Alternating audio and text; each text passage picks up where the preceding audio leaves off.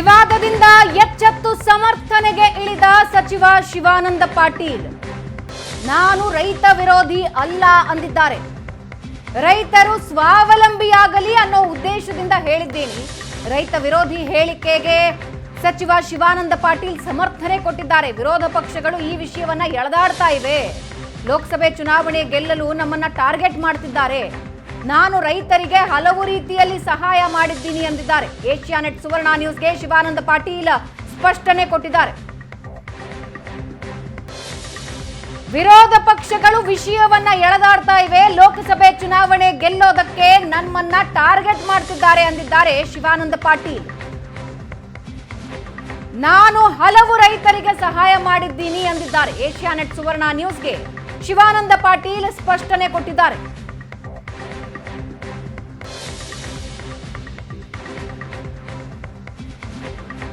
ನೀರು free, current free, ಬರಗಾಲಕ್ಕೆ ರೈತರು ಕಾಯ್ತಾ ಇರ್ತಾರೆ ಅಂತ ಶಿವಾನಂದ ಪಾಟೀಲ್ ಹೇಳಿದ್ರು. ಯಾವಾಗ ಇದು ವಿವಾದ ಆಯಿತು, ವಿಪಕ್ಷಗಳು ಮುಗಿಬಿದ್ದುವು, ಈಗ ಉಲ್ಟಾ ಹೊಡಿತಾ ಇದ್ದಾರೆ. ಅದರ ಜೊತೆಗೆ ತಮ್ಮ ಹೇಳಿಕೆನ ಸಮರ್ಥಿಸಿಕೊಳ್ತಾ ಇದ್ದಾರೆ. ರೈತರು ಸ್ವಾವಲಂಬಿಯಾಗಲಿ ಅನ್ನೋ ಉದ್ದೇಶದಿಂದ ನಾನು ಹೇಳಿದೆ ಅಂತಿದ್ದಾರೆ. ಈ ಹಿಂದೆ ಸೆಪ್ಟೆಂಬರ್ನಲ್ಲಿ ಪರಿಹಾರಕ್ಕಾಗಿ ರೈತರು ಆತ್ಮಹತ್ಯೆ ಮಾಡಿಕೊಳ್ತಾರೆ ಅಂದಿದ್ರು ಶಿವಾನಂದ ಪಾಟೀಲ್. ಈಗ ಮತ್ತೊಂದು ವಿವಾದಾತ್ಮಕ ಹೇಳಿಕೆ.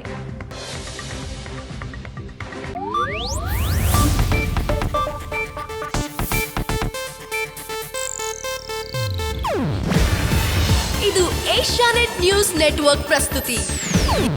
ನೀವು ನೋಡ್ತಿದ್ದೀರಾ ಏಷ್ಯಾನೆಟ್ ಸುವರ್ಣ ನ್ಯೂಸ್.